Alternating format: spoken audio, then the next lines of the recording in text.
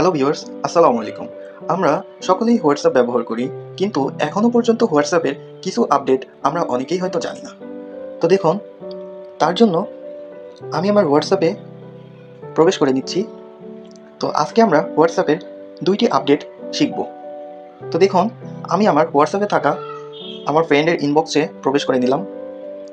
তো আগে কিন্তু আপনারা যে মেসেজ সেন্ড করার সময় যে মেসেজ টাইপ করে মেসেজের পাশে যে সেন্ড বক্সটা আছে এটাতে ক্লিক করে আপনারা মেসেজ সেন্ড করতে পারতেন। এখন থেকে আপনারা মেসেজ লিখে কিবোর্ডের কি দিয়েই মেসেজ সেন্ড করতে পারবেন। তো দেখুন, আমি এখানে এই মেসেজটা আমি মেসেজ বক্সের পাশে মেসেজ বক্স দিয়ে মেসেজটা আমি সেন্ড করে দিলাম। তো দেখুন, আমার মেসেজটা কিন্তু এখানে সেন্ড হয়ে গিয়েছে। তো আমাদের কিবোর্ডের কিতে কিন্তু কোনো অপশন বর্তমানে নাই যেটা দিয়ে আপনি মেসেজ সেন্ড করতে পারবেন।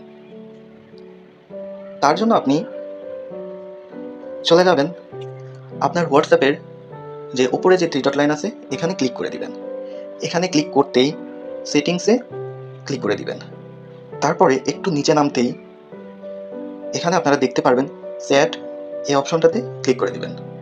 তো এখানে চ্যাট অপশনে আসার পরে আপনারা এমন একটি ইন্টারফেস আপনাদের সামনে দেখতে পারবেন। তো দেখুন, ইন্টার ইজ সেন্ড, ইন্টার কি উইল সেন্ড ইউর মেসেজ, এই অপশনটা আপনাদের অফ করা থাকলে অন করে দিবেন। তো দেখুন, আমি ইন্টার ইজ সেন্ড এই অপশনটা অন করে দিলাম। তারপরে আমি পুনরায় আমার হোয়াটসঅ্যাপে থাকা ফ্রেন্ডের চ্যাট বক্সে চ্যাট লিস্টের ভেতরে প্রবেশ করে নিচ্ছি। তারপরে আমি আবার মেসেজ টাইপিং অপশনে চলে আসলাম।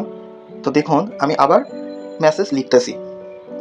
তো এখানে মেসেজের পাশে যে সেন্ড বক্সটা এটাও কিন্তু আমার এখানে চলে আসছে। আবার কিবোর্ডে নিচে লক্ষ্য করলে দেখতে পারবেন সেন্ড অপশন নিয়ে একটা কিবোর্ড কি চলে আসছে। তো এটাতে আমি ক্লিক করলাম, মেসেজটা সেন্ড হয়ে গেল। আবার মেসেজের পাশে যে সেন্ড বক্সে ক্লিক করলাম, মেসেজটা চলে গেল। এখন থেকে হোয়াটসঅ্যাপে আপনারা 2 ধরনের মেসেজ সেন্ড করতে পারবেন। তো আরেকটি আপডেট হলো, দেখুন, আপনারা কারোর সাথে মেসেজ চ্যাট করলেন, অনেকগুলো মেসেজ করলেন, এটা কিন্তু নির্ধারিত কিছু সময়ের মধ্যেই সেই মেসেজগুলো আনসেন্ড হয়ে যাবে, অর্থাৎ ডিলিট হয়ে যাবে। এটা দুজনের থেকেই ডিলিট হয়ে যাবে অটোমেটিকভাবে। তার জন্য আপনি যার চ্যাট লিস্টে এটা করতে চান তার চ্যাট লিস্টে প্রবেশ করে ওপরে যে থ্রি ডট লাইন আছে এটাতে আপনারা ক্লিক করে দেবেন। এখানে ক্লিক করতেই এমন একটি ইন্টারফেস আপনাদের সামনে চলে আসবে। তারপরে আপনারা এখানে দেখুন, এখানে আপনারা দেখতে পাচ্ছেন ডিসঅ্যাপিয়ারিং মেসেজ, এই অপশনটাতে ক্লিক করে দিবেন। তো দেখুন, এই অপশনটাতে প্রবেশ করতেই আমাদের সামনে